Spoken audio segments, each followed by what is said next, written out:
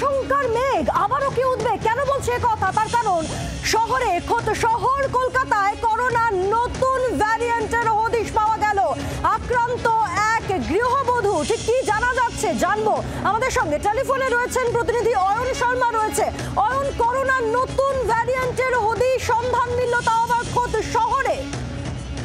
একেবারে তোমাকে বলে রাখি যে চীনের ক্ষেত্রে যেমনটা দেখেছিলাম আমরা করোনার যে নতুন ভ্যারিয়েন্ট HKU5 যেমনটা দেখে গেছিলাম, সেই জায়গাতে দাঁড়িয়ে নতুন এই ভ্যারিয়েন্টের উপস্থিতি কলকাতাতে।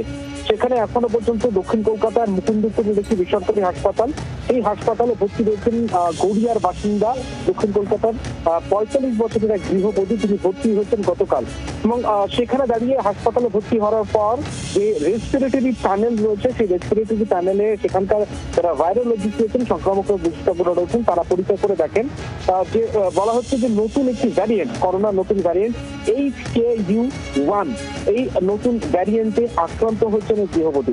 এবং তোমাকে বলে রাখি যে এখনো পর্যন্ত হাসপাতাল সূত্রে মারফত খবর তার শারীরিক অবস্থা স্থিতিশীল, তবে তার যে সিমটম গুলি রয়েছে সাধারণত করোনার মতো ক্ষেত্রে যেমনটা জ্বর থাকে, সর্দি কাশি থাকে, গা হাত পা ব্যথা থাকে, একইভাবে ওই গৃহবধূর ক্ষেত্রে কিন্তু এই লক্ষণগুলি দেখা যাচ্ছে। তবে রেসপিরেটরি যে ভাইরাল প্যানেল রয়েছে সেখানে পরীক্ষার যে টেস্টের রিপোর্ট, সেই রিপোর্টে বলা হচ্ছে যে HKU1 নতুন একটি ভ্যারিয়েন্টে আক্রান্ত হয়েছেন এই গৃহবধূ। এমনটাই গৃহবধূর অবস্থা এখন স্থিতিশীল। ধন্যবাদ তোমাকে। আমরা কথা বলবো ভাইরোলজিস্ট সুমন পোদ্দার রয়েছেন আমাদের সঙ্গে। ডক্টর পোদ্দার, নতুন এই করোনা ভাইরান্টের যে হদিশ পাওয়া গিয়েছে, চিন্তার কি বলবেন? প্রথমেই বলবো যে এটা নতুন করোনা ভাইরাস পাওয়া গেছে, এটাই বা কে বললো? HKU1 কোনো নতুন করোনা ভাইরাস কিছু নয়। HKU1 বহুদিন ধরে আছে আমাদের সমাজে।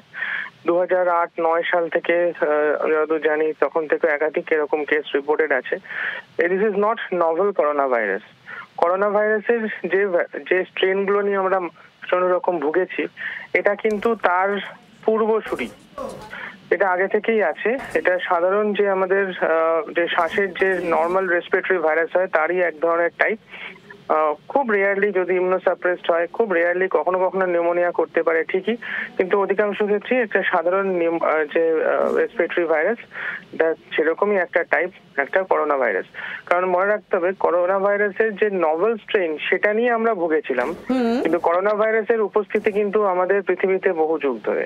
It's not something new. অর্থাৎ চিন্তার কোনো কারণ নেই। ধন্যবাদ। ডক্টর পোদ্দার ছিলেন আমাদের সঙ্গে।